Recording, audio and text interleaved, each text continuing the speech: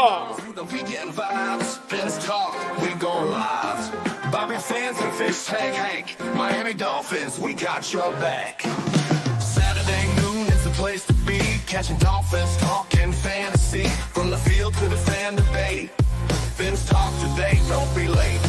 Fins up, we ride until the end with Bobby and Hank, they're your best friends. Podcast popping every week, no delay, join the crew, Fins Talk today. Live chatting, stats so prime, Miami hustle all the time. News and views will pave the way. Dive on in, it's Fins Talk today.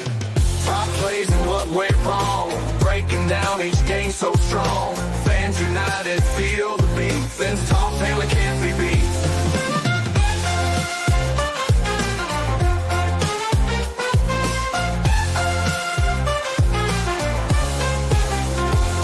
Fins up, we ride until the end with Bobby and Hank, they're your best friends. Podcast popping every week, no delay, join the crew, Fins Talk today. Fins up, we ride until the end with Bobby. Good afternoon or good morning, Dolphin fans. Welcome to another edition of Fins Talk today on FTSN. I'm Bobby Fins Talk, and that's the one and only Fish Tank Hank. What's up, Fish Tank? What's going on? Not much, man. What have you been up to? I love the shirt. Get excited. I'm starting to get excited because I know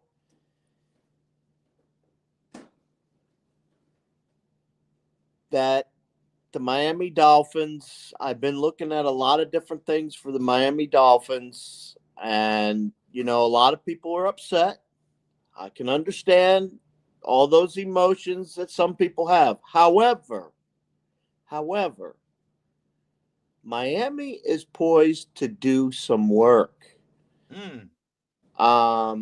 You got Greer with his feet to the fire. He's going to do everything he can with the 10 picks that he has. By the way, I don't think that Mr. Ross is going to allow him to swipe from next year's draft either. So, I have a funny feeling he probably told him, you got your 10 picks, make it happen. And if I know Greer and the gang, they're working diligently right now. Doesn't mean they haven't worked diligently before, but I think with your feet to the fire, you might look at other avenues you might not have tried before, like the offensive line that doesn't need help.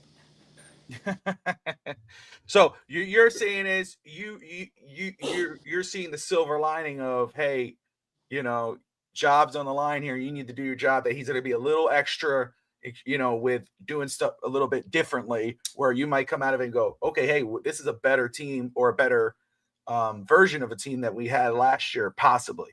I totally see that happening, Bobby, to be totally honest with you. Because I've looked at it, you have a good core in your defense. Yeah, we need a DT. Okay, that's easy to get in this draft. I mean, there's plenty of them.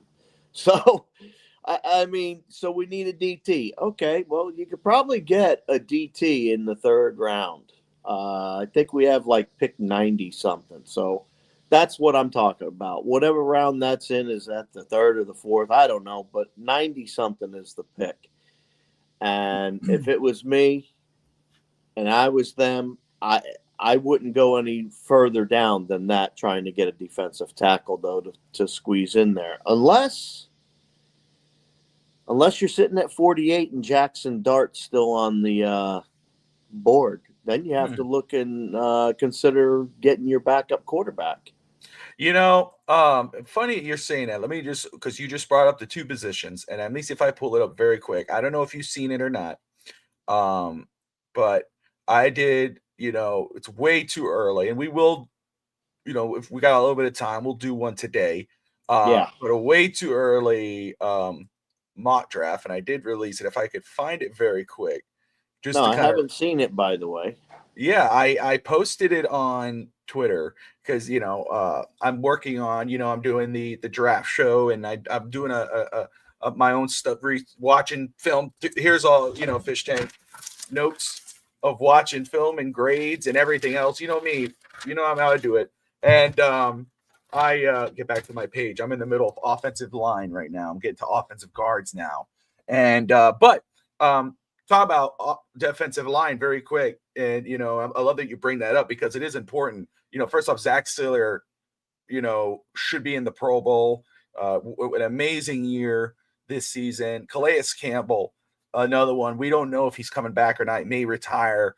But if he comes back, that helps where we could say, okay, you know what? Maybe we don't have to rush into that position quickly in round 1 or 2 or whatever. Yeah.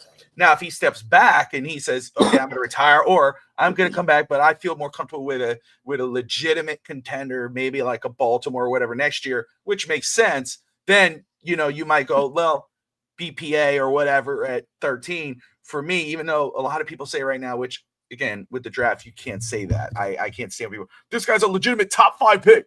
Stop. We don't know until we know it's the eye of the beholder. For me, in my first mock draft, way too early for those who are like, I had at 13 Mason Graham going, the Michigan D lineman going to Miami. That's what I had as the first pick. Pick 48, the second round pick, you brought up quarterback. I said, you know what? I was looking at that. And again, based off the simulations and whatever, and the players who were available in that scenario, I'm looking at them going, man, what was something, even though obviously didn't do great in the final game, but something where we all looked at it and we go, damn, this is something that we're missing with the QB position. And I'm not saying somebody to replace Tua at this time. There's no one's going to do that at this point, especially in the draft. But no, when you're looking at a quarterback and you're looking at this offense, you're going, damn, look what somebody could do when they're mobile, when they could extend a play, when they can get a big arm. And, you're not looking for QB1 here. Maybe, again, if Tua goes down and you let this guy sit in, you see what he can do. But I'm looking at somebody who you could develop, someone who could step in as a QB2, compete with a Tyler Huntley. I went Jalen Milroe out of Alabama. The early game, let me tell you, what I saw from him, everybody says Alabama. Like, well, I want Alabama. No, stop for a second. Don't look at the name of the team. Look at the player. Look at his arm. Look at the way he extends plays. He's a little bit of a raw prospect, but I liked him. So that's somebody I put there. So it's funny that you brought up Jackson Dart and D tackle for maybe round 3. But it was when you said, I was like, I have to show. And of course, I went offensive line at 98 with Ernest Green. And of course, I think they may go veteran as well. I'm with you. I think feet to the fire. They're going to address the offensive line, hopefully better than they've done in the past. Let me just very quick. Well, you figure you need 2 safeties. Okay. You said it again. You need 2 safeties. You got to look into the safeties also. If Holland goes, what are you doing? You got nobody. So you better be planning on bringing in a vet and picking up a couple in the draft. Fish Tank, again, you and I are on the money there with regards of how the, just positions in the draft. I went 2 safeties. At 114, Sebastian Castro out of Iowa, and then Shiloh Sanders in 227. So even though they took Patrick McMorris last season, I went 2 safeties here because we know Jordan Poyer is out the door. We don't want him back, I don't think. Javon Holland, I wouldn't hate re-signing him, just not at a major number, because for me, I find it very I'm not very impressed that the way he performed in a contract year. A lot of times players overperform. They mellow out after they get their deal. He didn't perform at a high level in that contract year like he wanted a new deal. Bleacher Report they will do whatever they want, say, oh, we project he's going to sign this massive extension or whatever. I hope that's not the case. I did not feel comfortable. I won't feel comfortable signing him to a big deal when he performed like that in a contract year. Yeah. Yeah. And the other thing that I've been looking at is I would take 2 guards possibly. Also. Oh, yeah. We have 10 picks. So if you trade back, you're going to have so many picks, it's not even funny. But if you have 10 picks, you should be able to get a couple safeties, a couple guards. And from there, I really don't care what you get, Those are our biggest needs right now is safety and guard. This is my opinion. I got it. And, the other position that you might go off the board and pick might be the tight end, Warren, at 13. Ooh. Because let me tell you something. You pick him up and another tight end with him and get a 2 tight end set going. Oh, forget about it.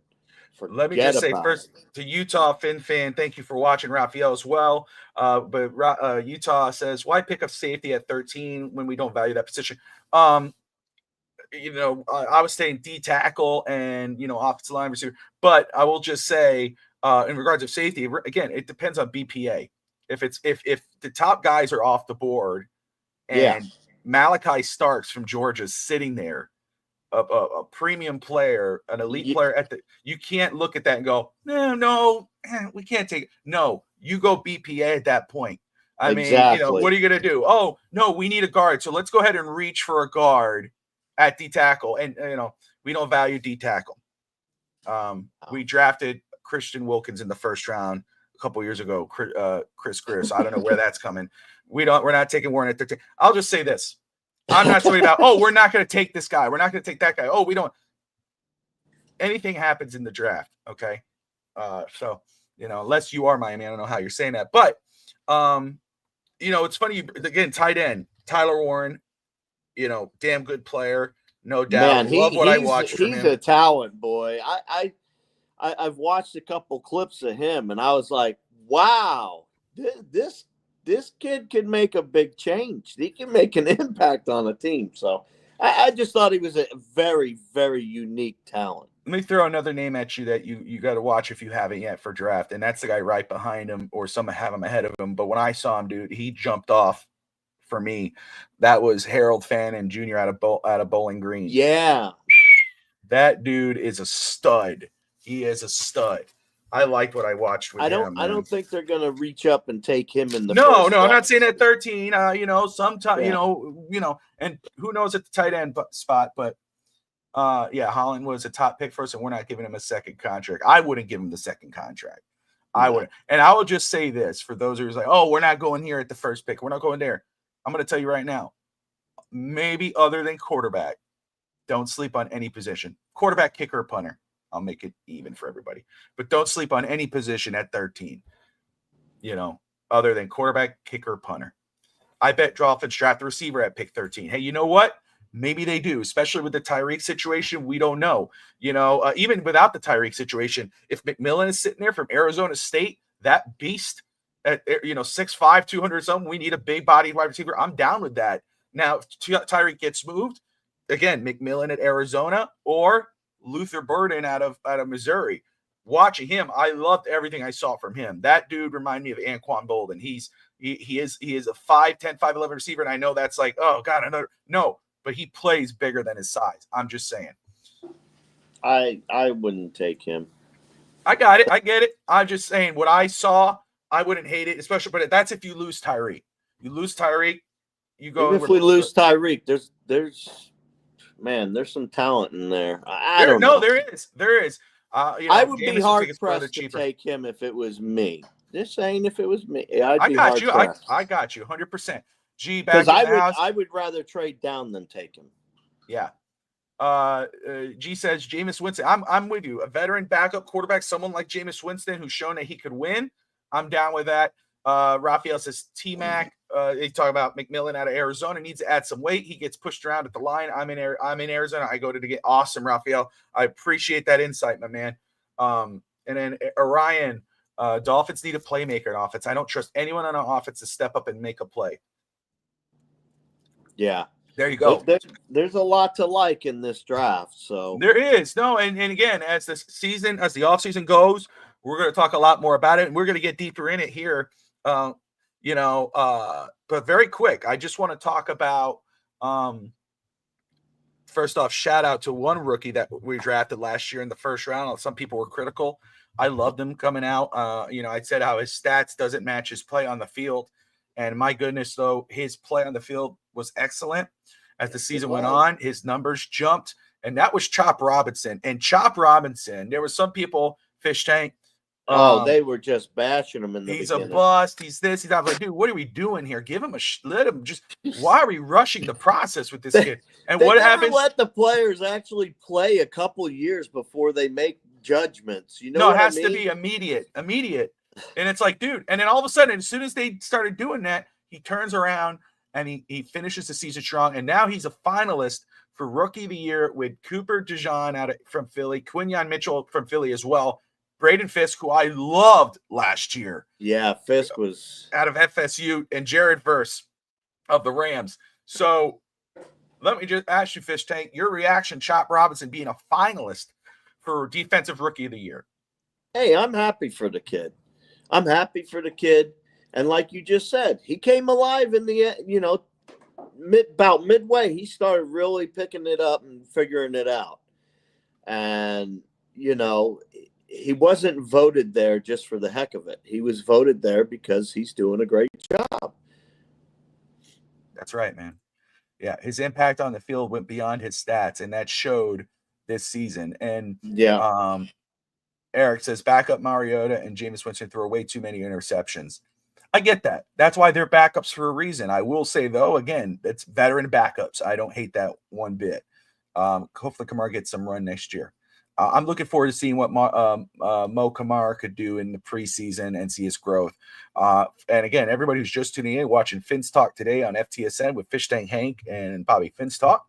Appreciate you all tuning in. Got up to 80 people watching. Appreciate you all joining us this Saturday. It's a busy Saturday. It's a crazy Saturday. Got a lot going on, but I'm happy to be here with Fish Tank talking our beloved Miami Dolphins. No matter how, win, lose, or draw, we bleed aqua and orange, and we're here and happy to be talking football and Dolphins. That's right. You guys.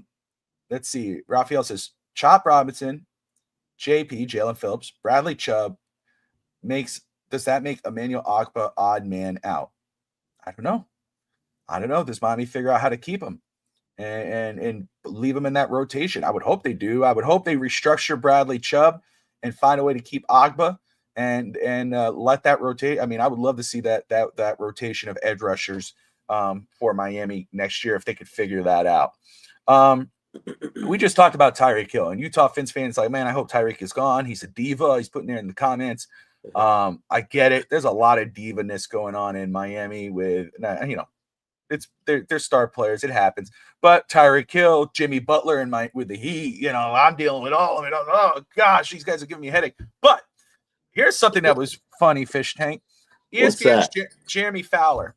He brings up that he could see the Patriots as a team that could land Tyreek Hill via a trade. He says the Patriots are desperate. They need a guy, that alpha that could be friendly for Drake May.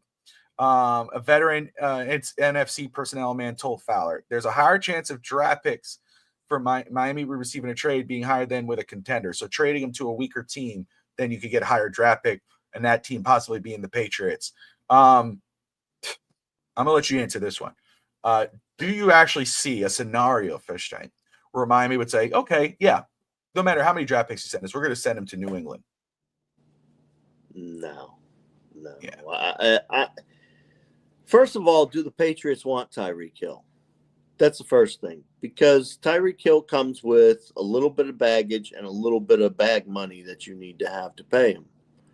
So you get a couple things with Tyreek Hill. However, is he an immediate impact on the field? Absolutely. Do you want to try to be on the opposite opposing team covering him?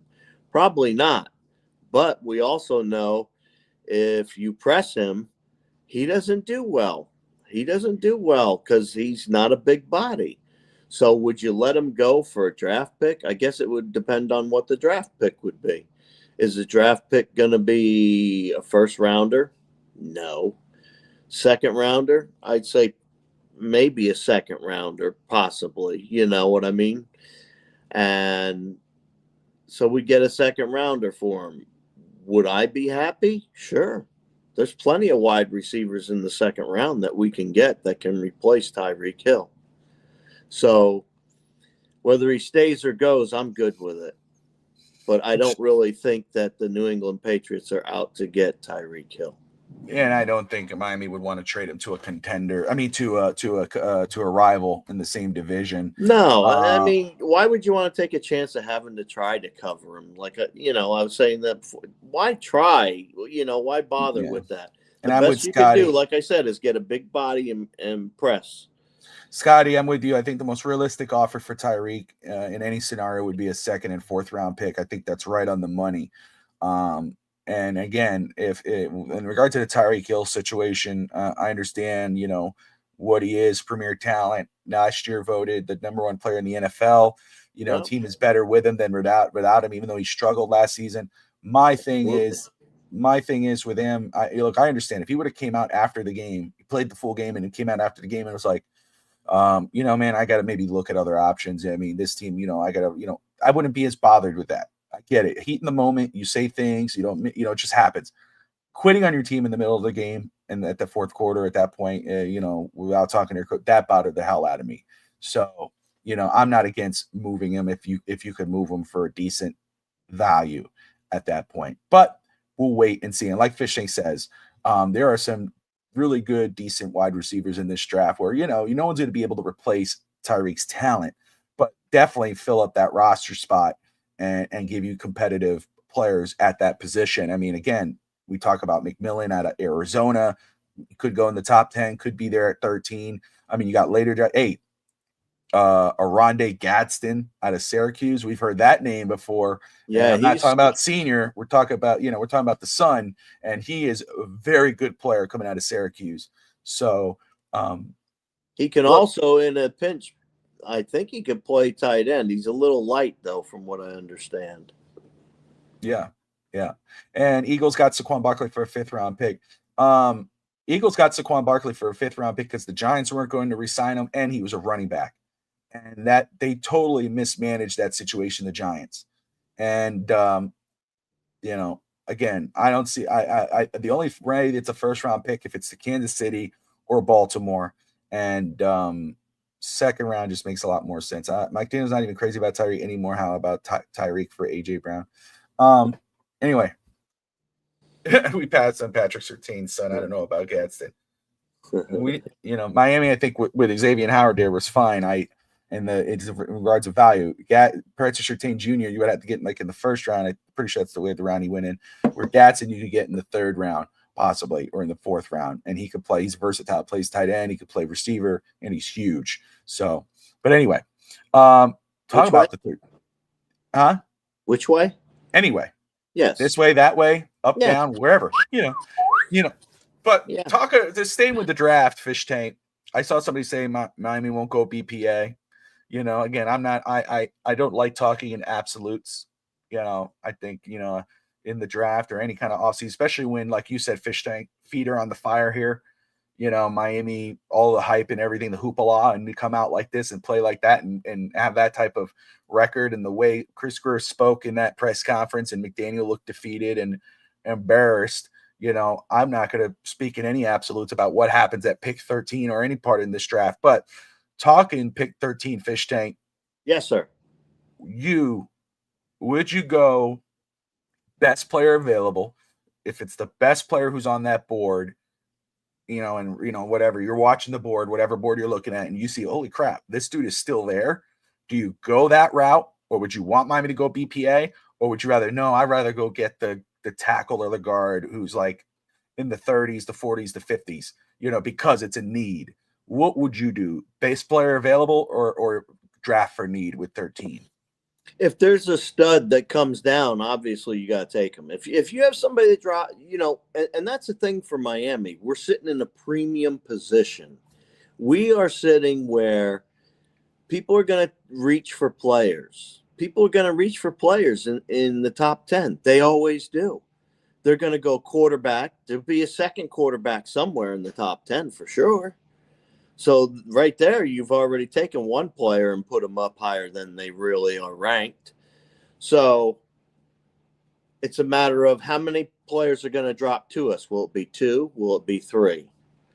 And I think it'll at least be 2 players in the top 10 that drop out of the top 10 that Miami can pick up. Now, if it's sitting there and it's a linebacker, would you go after him? I don't know. If it's sitting there and it's a wide receiver, would you go after him? Again, do we have Tyreek Hill or not? So everything has a question right now, Bobby, until we get a little more focused. But in general, I would say if the BPA is sitting there and this is a blue chip player out of the top 10 that you said, holy mackerel, I can't believe they're sitting there, you take them. You take them. And Starks would be one of those players. So the safety out of Georgia. For yes. me, Raphael, for me, Chop was best player available. At that point, I mean, that's why I didn't hate the pick when we took him, especially at edge rusher, because McDaniel had been saying we needed to get an edge rusher. I want an edge rusher, and those guys were falling off the board at that point. So but I get it. And Scotty's right. Realistically, the free agency will dictate the draft. If they don't get at least one offensive line in them in free agency, it would open up teams to jumping before our pick because our pick would be obvious. But guards of offensive tackle, because Utah Fins fan says we don't value guards at 13. Again, right now, at this point, I'm just saying right now, I don't see a guard worth taking at 13. That's just me. I haven't looked at him really hard yet. I'm going into guards right now. I know Josh Wingate on the clock draft, the draft show. I kind of saw a peek of one of the guards, and he was huge on one as a first round grade. So, but for me right now, there's no guard at 13. I'm gonna grab him. In regards of tackle, yeah, but remember the Dolphins drafted Patrick Paul and they still have Austin Jackson, but do they go Calvin Banks? Do they go Cameron Williams? These are guys that possibly can move to guard and move it. They're versatile. So that's when it comes into play, because then you could go tackle and then kick them to guard. And then you got your guard for at least a little bit while you see what Patrick Paul could possibly do. But we'll wait and see. As we're running on time here, Fish Tank and I, what we're going to do now, we're going to have some fun, and right. I like fun.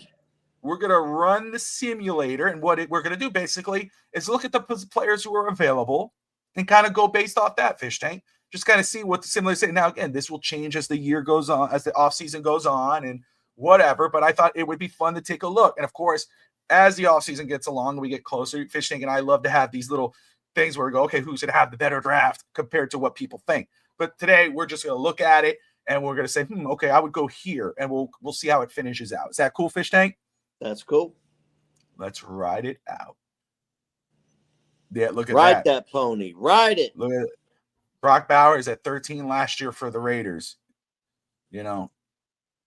But anyway, let's put it here. Why I said, Warren, you never know. You never know. Or Fannin. I know people are gonna say Fannin at 13. No, trust me, watch him. Love the kid.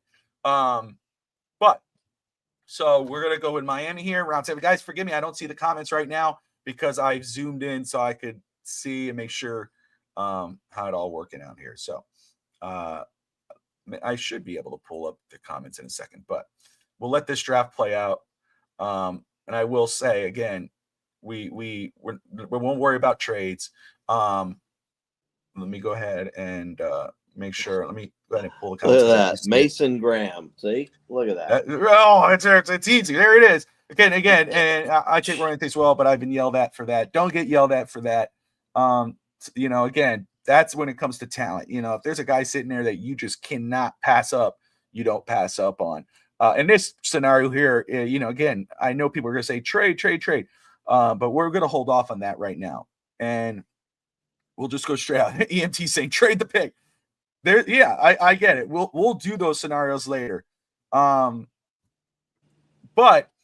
looking at this here in this scenario with the 13 pick, if Miami's sitting here at 13 and you have Mason Graham, Malachi Starks, Calvin Banks, Luther Burden, Tyler Warren, Jalen Walker, all sitting there on the board, why would Miami trade? At that point, Miami's like, oh, well, no, Miami could say, well, we can trade back 5 picks to get whoever's sitting there.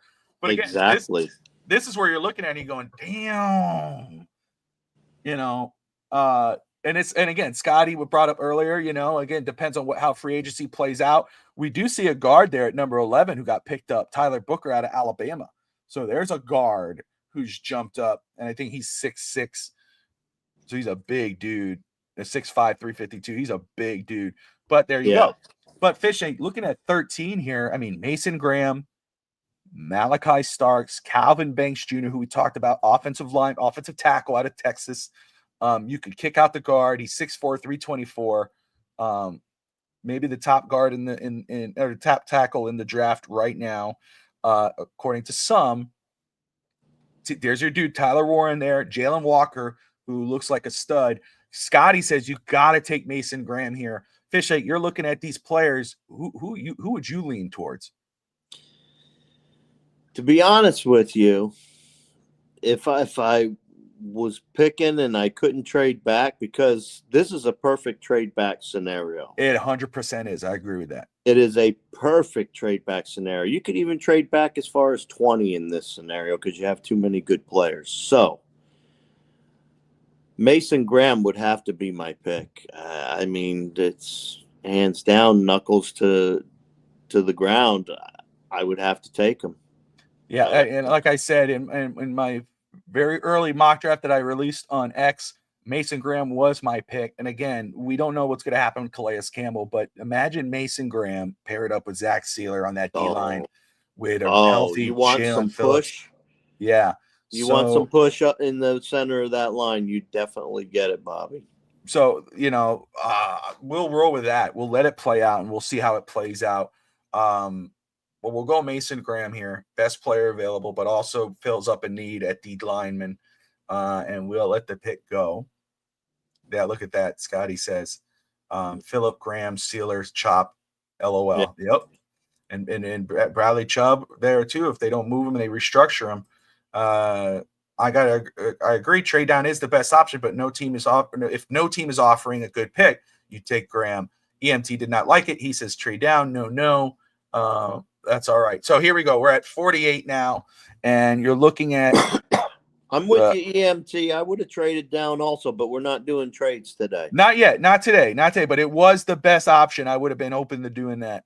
So looking at here, there's your safety. Barron is sitting there out of Texas. There's the safety. You got Jackson Dart Israel out of Minnesota, the tackle. And then Jackson Dart sitting there. Let me go to defense very quick just so we could see everyone who. Yeah, there you go. There's your top defensive players. We'll go offense. Donovan Jackson, offensive guard, sitting there. Emory Jones. I would go, if it was me. Yeah. Guards are a premium. I would take Donovan Jackson right at this pick. I would not let him go past this pick. There's no way. And there's your guy, Fish Tank. You brought up in round 2 though earlier. He's still sitting there, and he's still sitting there. But I hear you. But we picked up a defensive tackle that I didn't plan on picking up until like the second or third round. So in that case, I would go guard because there aren't going to be a lot of guards later in this draft. Now, again, if you go guard in free agency, whomever that may be, then what happens at right guard? Because let's say you get the left guard spot. What happens at right guard? Are we sticking with Eichenberg? So I understand. I know it's hard pressed to pass on Jackson Dart here because this is a guy you legit QB2 option, but also someone that if and when Tua goes down next year, you get to see what he can do in a live action scenario during the regular season. I understand it, but I'm going to roll with Fish Tank. This is early, guys. It's the first one of many. But I'm going to roll with Fish Tank here. I agree. I'm going guard. The value is just too much. You got to address the trenches. And you do that here in this draft with Mason Graham and Donovan Jackson. And we could use 2 guards is my point. So absolutely. Taking one, I'll go with that all day long. And now look on the board. Look on the board. You're in your offense right now. 113, and there's no guards in there. No guards, none. That's why we picked a guard, folks. That's exactly why we picked a guard. Let me go here for a second. That way we get the whole look here at possible players available. You got Jalen Reed. You got the safety. You got Sebastian Castro sitting there. Let me make sure here. Okay, we still got – and offense, like you said, Fish Tank, Arande Gadsden sitting there on the bottom of that page there. Wide receiver, 6'5", 223. You got offensive tackles, Gray Zabel and Ernest Green sitting there. you're looking at these Can available you scroll players. down just a little bit more? Let me see if I can there. That's good. That's good. I just want to see who was in the frame. All right, and who are our picks? Let me see what our picks are that are left. You got 98, 115 there, the next two picks on the board. Yeah, that's what I was curious. 115, huh? Can we scroll down to close to 115?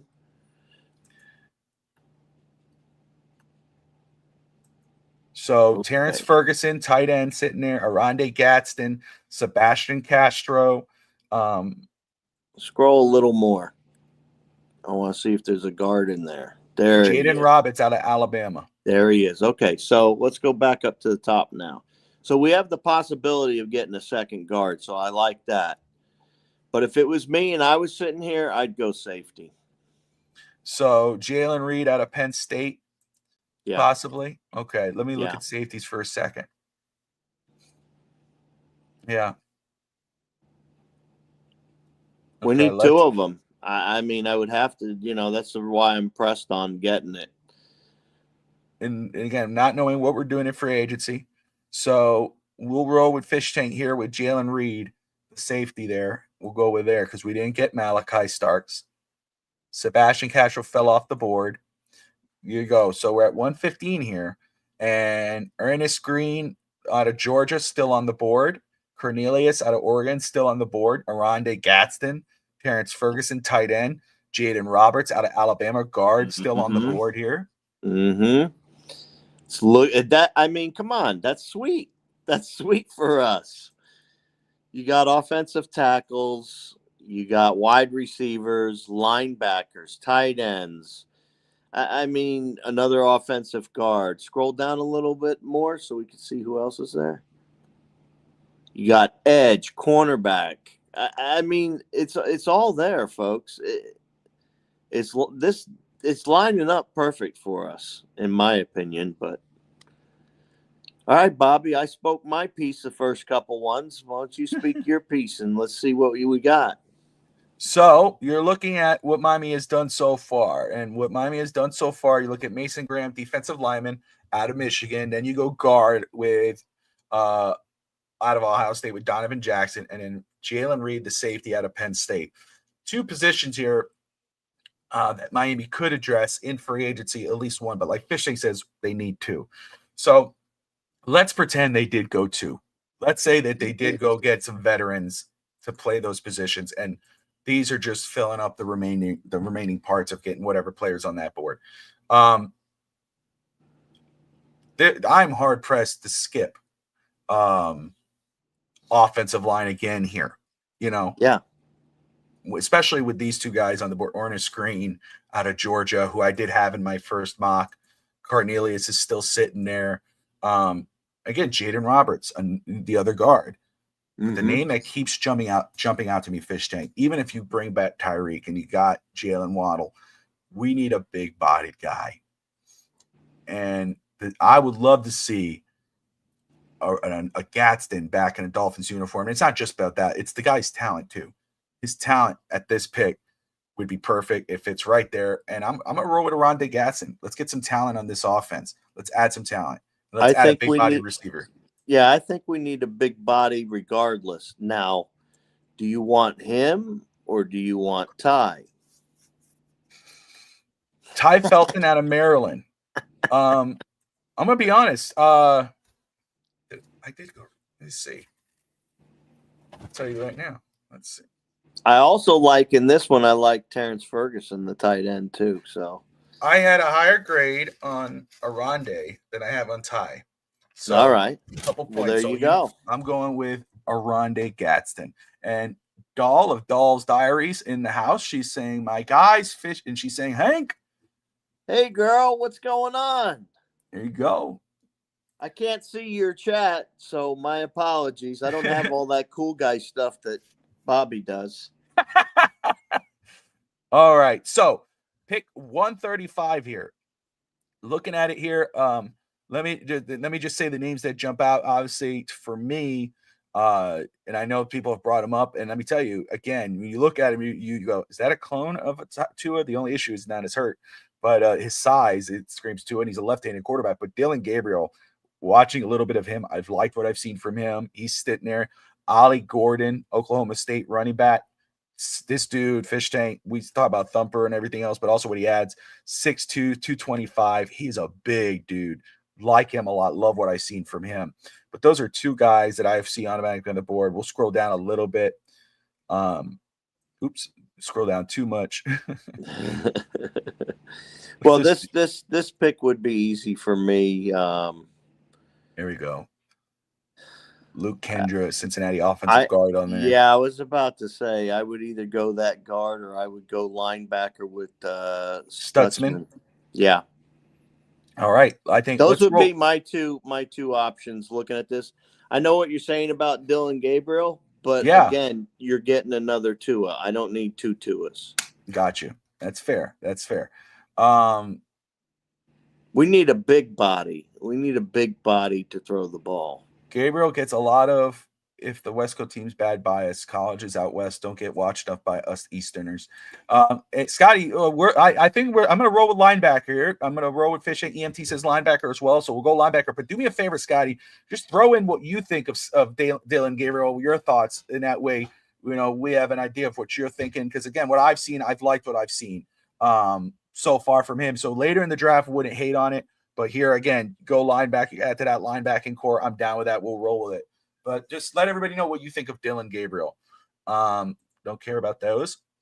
Sitting here, we are now at 151, and dang, Ollie Gordon went right there at 150, right above 151.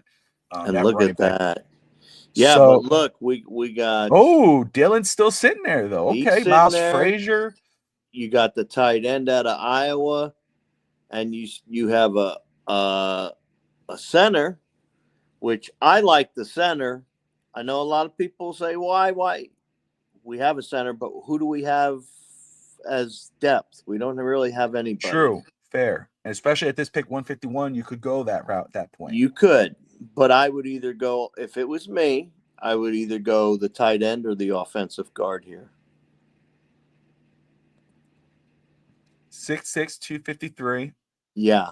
And there's your center, Jonah. And you got Miles Frazier sitting there at guard. And again, this is adding depth. And you know what?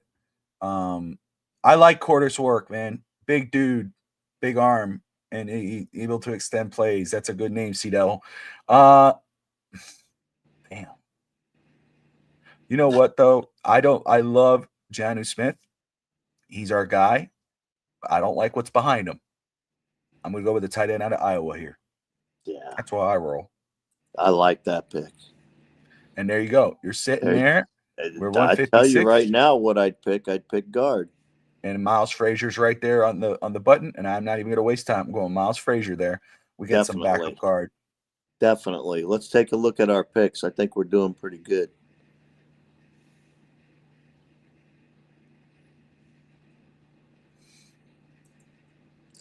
So there you go. Let's just review this very quick. With the 13th pick, we went Mason Graham. Then we went guard at Donovan Jackson, addressing the trenches there on both sides of the ball. Jalen Reed, safety out of Penn State. Rondé Gadsden, wide receiver, tight end out of Syracuse. Danny Stutzman out of Oklahoma, linebacker. Luke Lachey, tight end out of Iowa. And then Miles Frazier, depth at offensive line and guard at the guard position. So far, so good, I think. And I think we got, three picks left. And we're in round 7. So here is where you're drafting for depth. Where do we go at here? We went safety early on, Fish Tank. And I'm seeing a project here at safety at 222. We know his brother's getting a lot of hype. But I'm actually looking wide receiver. Another wide receiver. Okay. Talk to me, man. We took a wide receiver? Yeah, Rondé Gadsden. Oh, that's right. We took Rondé. That's right. So you're saying a safety over a cornerback? Well, yeah, you say we need 2 safeties. I don't know if again, we assume that Miami draft maybe assigns a safety in free agency. But Shiloh Sanders is sitting there. Hey, it's the 7th round. You want to take a flyer on Woodson? Let's do it. You get Woodson, Craig Woodson. Okay. There you go. We got some lines on there, so we'll roll with that. Now we're sitting there. We are at 220, 233 I'd have to go corner. corner here, and that would be or at least the one on this board here is Jacob Parrish. We'll go that route. Who do we got at quarterback? And we're going to go with Skylar Thompson route. Minnesota.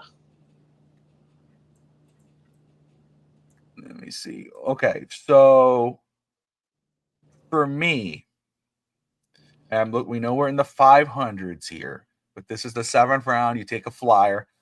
I'm going to say, looking at the names, the one that there's 2 guys there, and they're right there, one 549, 578. But Donovan Smith is where I would go here, just because I liked what I saw from him. Again, extends plays, good arm, raw prospect, but someone in the 7th round that you could develop and kind of roll out. Maybe you go get that veteran quarterback in free agency. But Donovan Smith or Graham Mertz here, I wouldn't hate. All right. Pick either one. I'll go Donovan. I'm going to go Donovan. I'll let you have it. It's the 7th round. Oh, you're too kind, sir. So there you go. Wrapping it up there towards the end. I think the one, in the 7th round, we just go positions. I'm still going through the draft and everything, and we're really killing it in regards of going through position and on the clock. But we get an extra safety with Craig Rootson, Jacob Parrish, corner, but Donovan Smith, quarterback out of Houston in round 7. Again, if you haven't watched him, take a look at him and check him out, guys. But I mean, my goodness, Mason Graham, Donovan Jackson, Rondé Gatson, Stutzman, Frazier, not too bad. They're kind of how it played. That first pick, 13, we were talking about 13. If Miami is there at 13, and let me go to round 1 for a second. They have all that talent that was left. I would have traded back. Sure enough. I mean, my goodness, if you're looking at 13 down, right? 13, Mason Graham, Malachi, Calvin Banks, Will Campbell, Luther Burden. Fannin went 19, Fish Tank. Tyler like Warren I said, went 24. if we would have traded back to around 20, we would have been sitting like a hog. Yeah, and look at that. Fannin goes 19 in this mock, and then Warren went 24. I'm telling you guys, Harold Fannin Jr. is I just watching him, man. I'm like, my eyes go boom. It just the way he plays. Jalen Walker went 20. Who went from 1 to 12? So Cam Ward went number 1. And again, I don't think that's signed, sealed, and delivered. He's the only one that I would take in round 1, but at a quarterback position. But I would not be the Titans sitting pretty at 1. I think they could either trade down or go. They said generational player, and who's that in this draft? Is that a Travis Hunter? Is that a Abdul Carter out of Penn State? Ashton Genty. Again, Ashton Genty at 1 is unheard of. It's just unspeakable.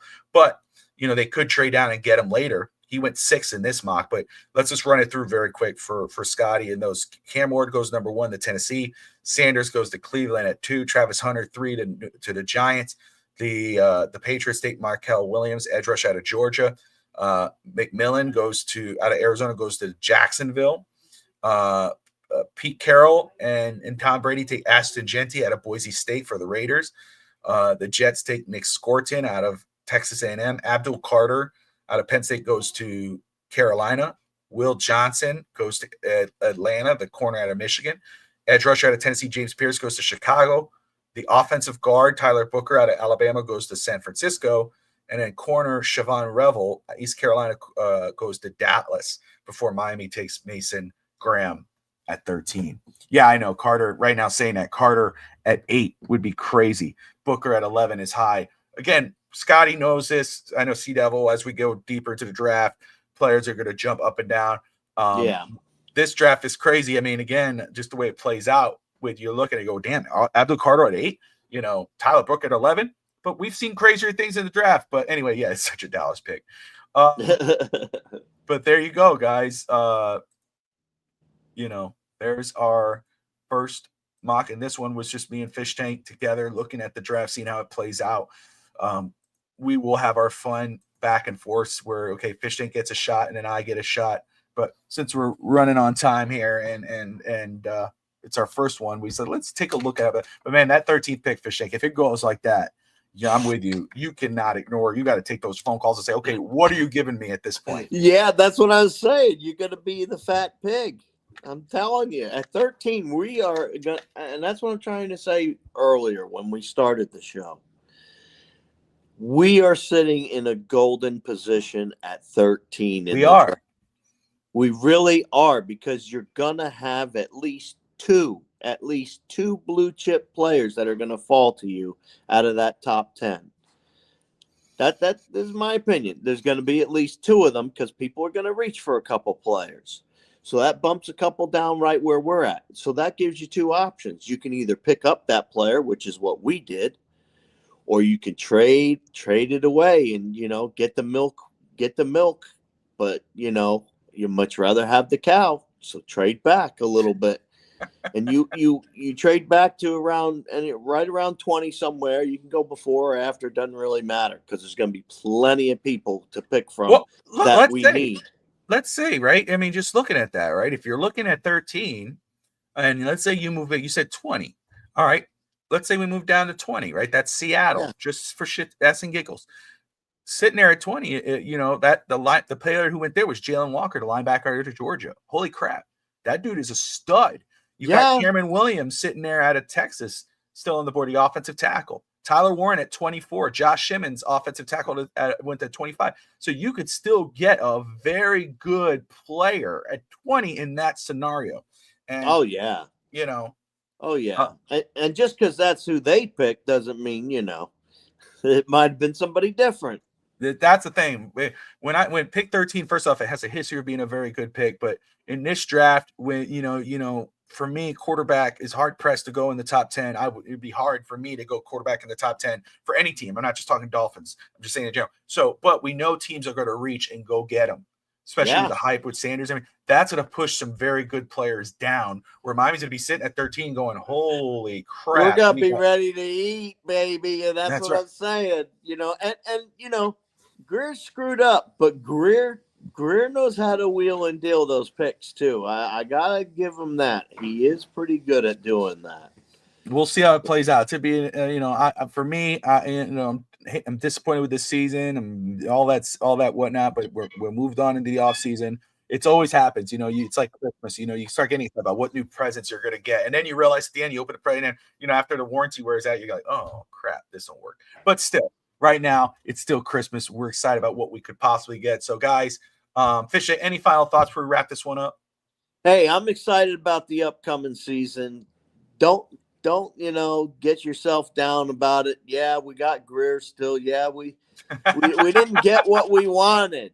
Okay, fans did not get what they wanted. I understand that. However, we're moving on because we're adults, and I'm just trying to say, look at the silver lining. Miami has a golden opportunity here, and I'm telling you, Greer is going to be hard pressed to make it happen now rather than later.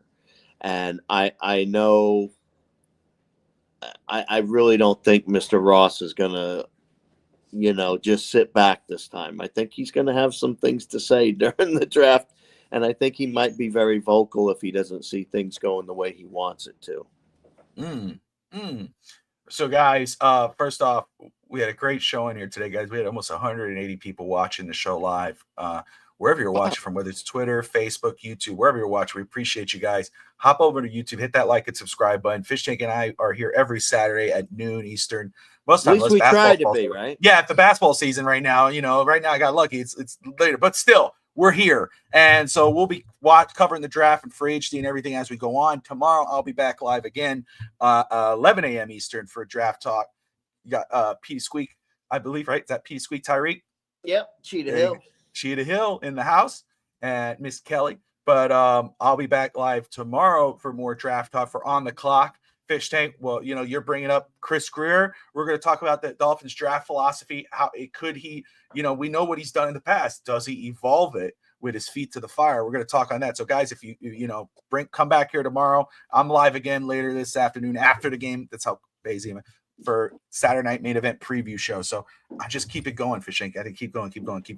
So anyway, everyone, thank you all for tuning in. That's the one and only Fish Tank Hank. I'm Bobby Fins Talk. Like and subscribe, and Dolphin fans, as always, fins up. Fins up.